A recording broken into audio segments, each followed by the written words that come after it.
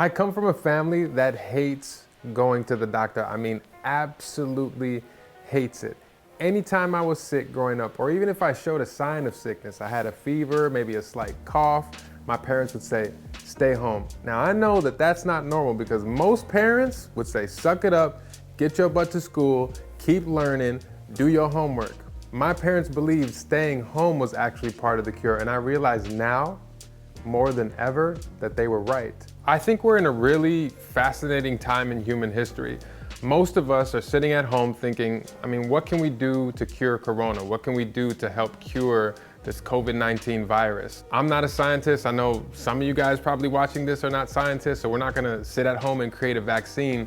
But what if I told you that part of the cure that you and I could cook up at home is merely sitting at home? Some of us are probably very resistant to this idea of staying home, except for the introverts out there. This is the moment that you've all been training for. People like me, extroverts, we long to go outside. We long to be a part of the world that's moving and bustling and meet new people. This is the time though for extroverts like me where we need to sacrifice the way that we naturally live for the sake of this greater good. I had a conversation with a friend the other day who said, this quarantine life can't be the new normal. I am going to go nuts. So I just sat there and I listened to him. I answered a couple of questions that he had. I tried to provide some insight, but it was actually a conversation that didn't go well. I didn't have the answers. I didn't have the insight that he wanted.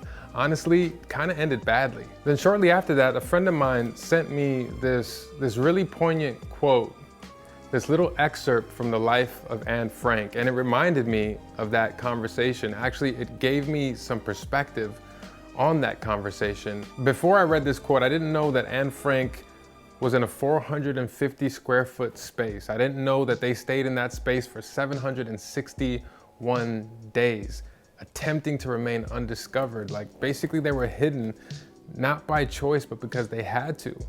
This is what they did to survive. This is what they did to preserve their own life. And they did all of this in secret.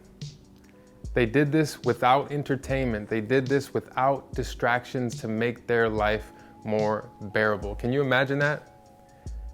Without Netflix, without text messaging, without Google Hangouts, without toilet paper hoarding, without walks in the backyard, without food delivery from Postmates. All the luxuries, all the conveniences that we have right now that some of us may even be complaining about, they didn't have access to. That was not a part of their world. They were sitting in that 450 square foot space for 761 days. They were quarantined for over 2 years with next to nothing, and they had no choice.